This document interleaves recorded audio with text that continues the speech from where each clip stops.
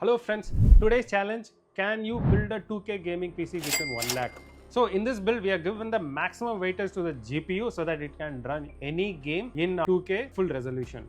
So for the processor, an AMD's Ryzen 5 7600 6-core 12-thread, the 4070 Super, which is a fantastic offering. It has replaced the 4070 Ti.